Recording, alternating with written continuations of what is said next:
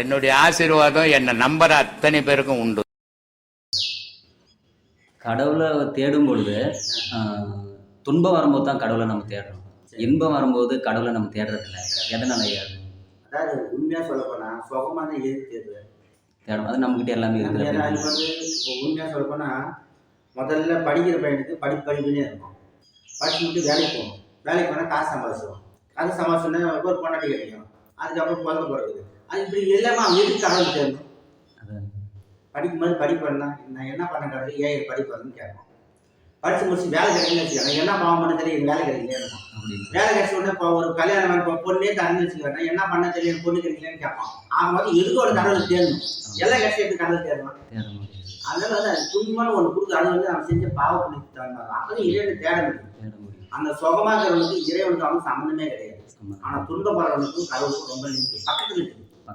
ஆமாம், இந்த சுகமாகிறவன் வந்து கடவுளுக்கு அவனுக்கு ரொம்ப தூரம். அவன் இந்த சுகத்தெல்லாம் அனுபவிச்சுட்டு கழிச்சுட்டு அவன் இதே துன்பத்துக்கு வந்து அப்புறம் தான் கடவுள் அனுபவிச்சு துன்பத்தை இருந்தால் எல்லாம் அனுபவிச்சு வந்துட்டான். துன்பத்தை பக்கத்தில் கடவுள் பார்ப்போம். அது சீக்கிரமாக கடவுள் போய் சேர்ந்துடும். அதனால தான் சத்தியத்தில் இருக்கிறவங்க ஒழுக்கத்தில் இருக்கிறவங்களுக்கு கடவுள் எல்லாம் துன்பமாக வரும். ஆனால் அவருக்கு வீழ்ந்துட மாட்டாங்க. அந்த துன்பம் ஒரு நாளைக்கு ஜெயிச்சு வந்துடுவாங்க.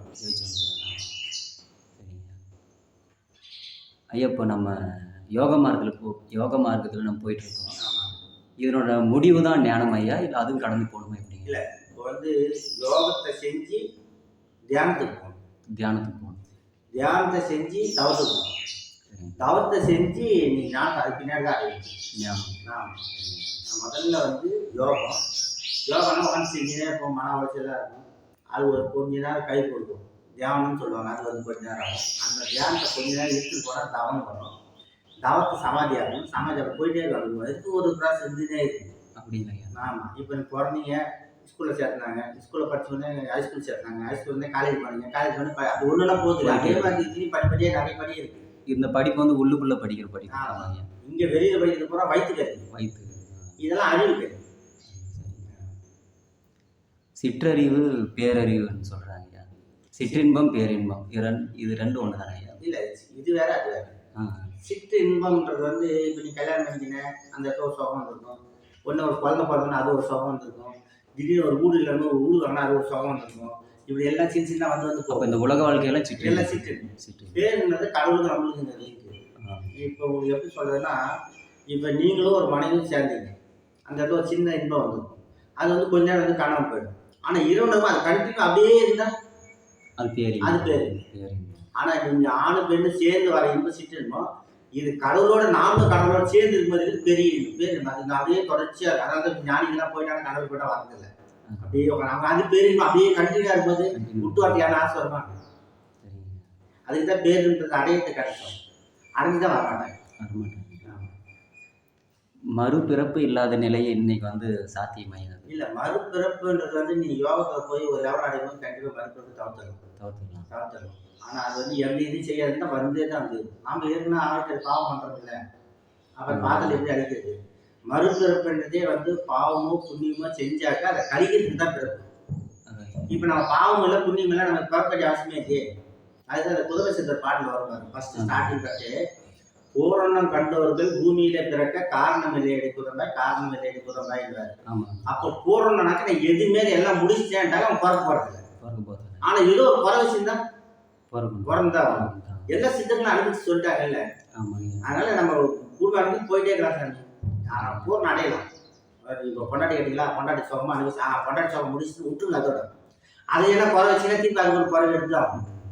நீங்கள் வீடு கட்டணும்னு நினைக்கிறீங்களா, சோகமாக அனுபவிச்சு விட்டுருங்க. வீடு கட்டு அனுபவிச்சிட்டேன், இனிமேல் வேணாம் அப்படின்னு ஒன்று ஒன்றா போடணும், பிடிச்சிடணும். அது ஒன்று குறைக்குது, இது பிடிக்கணுமே நினச்சி விட்டு அது குறை அதை அனுபவிக்கிறது ஒரு பெரிய எடுத்தாகும். எல்லாமே அதுதான் ஈசனோடு இருக்கணும்னு வந்து சொன்னாங்களே, அருமின் ஆசை அருமின், ஈசனோடு இருக்கணும் ஆசை அருமின்னுட்டாங்க. அதுக்கு உதாரணம் சொல்லுவாங்க. அந்த ஈஸ்வரனும் குபேரனும் பூமி சுற்றி வராங்க. சுற்றிட்டு வந்து அப்படியே சுற்றிட்டு வரும்போது பூப்பாடு வந்தோடனே குபேரனுக்கு ஆசை வந்தது. அழகா இருக்கு, நான் இந்துட்டு வரேன்னு. என்ன சரி இந்துட்டு வரணும்னு ஆசைப்படுறேன். இருக்கிற ஒரு பெரிய விட்டாரு, இன்னொரு பெரிய கிடைச்சது. அதுதான் பட்டிருந்தாரு. அதுதான் பட்டிருந்தாரு. முன்ன பிறகு குபேரன் அவர் ஆசைப்பட்டதுனால விளைந்து ஒரு பிறவி எடுத்து பட்டிருந்தாரா இருந்தாரா? இருந்தார். அதை வந்து அதுக்கப்புறம் முத்தி அடிச்சு போறாரா? முத்தி அடிச்சு போறாரு. அந்த மாதிரி வந்து நீ ஆசைப்பட்டா பூமியில பிறந்தே ஆகும். அதுக்கு தான் ஆசைப்படாதுங்க. ஆசையே துன்பத்துக்கு வழின்னு புத்தர் சொன்னார். ஆமாங்க. ஆசைப்படப்படதான் துன்பம் ஆய்ந்து வரும். நம்ம ஆசை விட இன்பமாக. அப்ப ஆசை இல்லாம வாழவே முடியாது உலகத்துல. இது கொஞ்சம் ஆசையிலே வந்து 2 விதம் இருக்கு. நியாயமான ஆசை வந்து பேராசை ஒன்று. பேராசை. இப்ப எனக்கு நான் கல்யாணம் பண்ணேன், ஒரு பொண்டாட்டி போதுன்னா ஆசை, 2 பொண்டாட்டி வச்சுன்னா பேராசை. அந்த மாதிரி தான். எனக்கு ஒரு வீடு தான் போதும், 10 வீடு வேணும்னா பேராசை. எனக்கு சாப்பிட ஒரு கை, அதாவது ஒருத்தருடைய கைப்பிடி ஆச்சுன்னா ஒரு ஆளு ஒரு கைப்பிடி ஆச்சுன்னா ஒரு சாப்பாடு. எனக்கு 10 கைப்பிடி வேணும்னா பேராசை. அதுதான் பேராசை. அப்ப அது அங்கே தான் தெரியும். அப்ப அந்த ஆசை வந்து போதுன்ற ஒரு நிலை வரும். போதும், நீ தேவை குறிச்சு சுருக்கி வந்தீங்கன்னா உங்களுக்கு ஆசை வராது. அப்ப அது துன்பம் வந்து குறைஞ்சிடும். நீங்க அங்கே எதுவுமே இல்லாத உங்கள்கிட்ட உங்ககிட்ட பணம் இல்லை, உங்ககிட்ட ஒண்ணுமே இல்லை, யாரு என்ன பண்ணுவாங்க? ஒண்ணும். உங்ககிட்ட பணம் இல்லைன்னா எவனை குடும்பத்து நிறைய வரும். அது இல்லைன்னு போது நம்மளுக்கு நெருங்க மாட்டாங்க யாரும். கடவுள் நம்ம நெருங்குவோம். கீழே நான் மனசு நெருங்க கடவுள் ஒதுக்கி போயிடும். விஷயமே இவ்வளவு சிம்பிள் தான். அப்புறம் வந்து பிறக்கும்போது என்ன கொண்டு வந்தோம், போகும்போது என்ன கொண்டு போக போறோம் அப்படின்னு சொல்றாங்க. அது என்னங்க? இப்போ நம்ம பூமியில வரும்போது பாவமோ குடித்த தூக்கி தான் வரும், போகும்போது அதை தூக்கிட்டு போவோம். ஆனா வரும்போது ஒண்ணுமில்லாத வந்தோம். அந்த ஒண்ணுமில்லாத வந்து நீங்க கரெக்டா எந்த செயலும் கரெக்டா பண்ணீங்கன்னா உங்களுக்கு எந்த பாவம் பண்ணி சேராது, இங்கே கழிச்சுட்டு போறீங்க. ஆனா இங்க வரவங்க அப்படியே இல்லையா? அதே சொன்னாங்க, வந்த காலை விட்டு பந்த காலை பிடிச்சிருந்தாங்க. அந்த மாதிரி நாம் வந்த செயல் ஒண்ணு, செயல் ஒண்ணு. அது உதாரணம் சொல்லணும்னா, இப்போ நான் வந்து திருப்பதி போகலான்னு போகிறேன். திருப்பதி போய் சாமியோட கும்பிட்டோன்னா வேலை முடிஞ்சு போச்சு. ஆனால் அங்கே வந்து இன்னொரு இடத்துக்கு ஒருத்தர் கூப்பிட்றாங்க, அங்கே போனால் இன்னொரு இடத்துக்கு கூப்பிட்றாங்க, அங்கே போனால் இன்னொரு இடத்துக்கு போயினே இருக்கிறோம். அதேமாதிரி பூமி இறைவன்ட்டு வந்தோம், பூமியில் வந்தோம், செஞ்சோம். பூமியில் என்ன பண்ணிட்டோம், நம்ம மேலே இருந்து வந்த இடத்த மறந்துட்டோம். இங்கே பக்கத்து வீடு. இப்போ மனுஷ உடம்பு எடுத்துக்கிறோம், அப்புறம் நாய் உடம்பு எடுக்கிறோம், அப்புறம் புலி உடம்பு எடுக்கிறோம், ஏதோ ஒரு எடுத்து இங்கேயே சாக வேண்டியதான். இப்போ அந்த பூமியில் மாட்டிக்கிட்டோம். இப்போ அறிவு நமக்கு தெரிஞ்சிச்சு கொஞ்சம். ஓ, நம்ம தலைவர் நான் அப்பன் ஒருத்தங்கிறான், அவன் போக போக ஆரம்பிச்சு. இது வந்து இந்த பாதையில் போடுறதுனால தான். ஐயா, பழைய பதிவில் ஒன்று நம்ம சாமிக்கிட்ட நம்ம சீனையை ஒரு கேள்வி கேட்டிருப்பாரு. என்ன கேள்வி அப்படின்னா, அரசாங்க ஊழியரோட பையன் வந்து அரசாங்க ஊழியர் ஆகுன்னு ஆசைப்படலாம், ஆன்மீகவாதியோட பொண்ணு வந்து ஆன்மீகவாதி ஆகுன்னு ஆசைப்படுறது இது நம்ம ஏற்படுத்தி கொடுக்க முடியும்னு கேட்டிருப்பாரு. அது நம்ம சாமியை சொல்லியிருப்பாரு, இல்லை அது விதி இருந்தால் தான் சாத்தியம், விதி இல்லாமல் நடக்காதுன்னு சொல்லியிருப்பாரு. அப்போ சரிங்க. இதில் எப்படின்னாக்கா, இப்போ நீ ஒரு வாத்தியார் இருக்கன்னா அதுதான் வாரி சொல்லுவாங்க, வாத்தியார் பொருளை மக்கு, போலீஸ்கார பொருளை திருடம் பொருளை போலீஸு இப்படி சொன்னது. ஏன்னா இது மாற்றி தான் நடக்கும். நம்மளோட ஸ்டைல் வந்து அந்த மாதிரி தான். ஆனால் நம்ம ஆசை அப்படி தான் இருக்கும். அதை பட்டியலாம் சொல்ல மாட்டேன். நம்ம ஆசைக்கு இது கலெக்டராக வந்து அம்சுக்கு இது கலந்து வைக்கணும். நம்ம ஆசை பெருசாக பண்ணலாம், ஆனால் நம்மளுக்கு விதி இதை ஒத்துழைக்கணும் இல்லையா?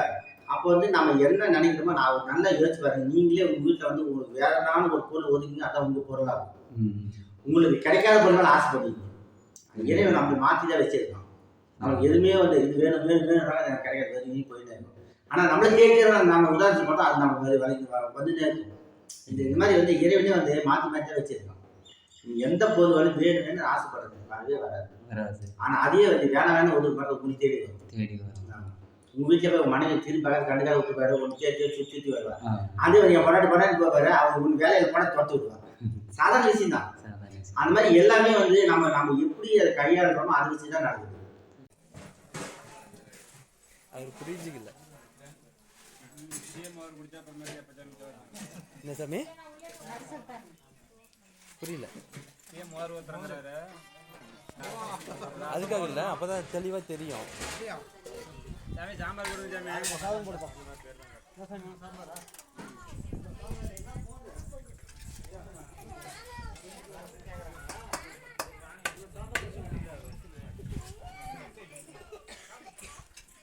சீனியருக்கு என்ன இவ்வளோ பெரிய இலை போட்டிருக்காங்க.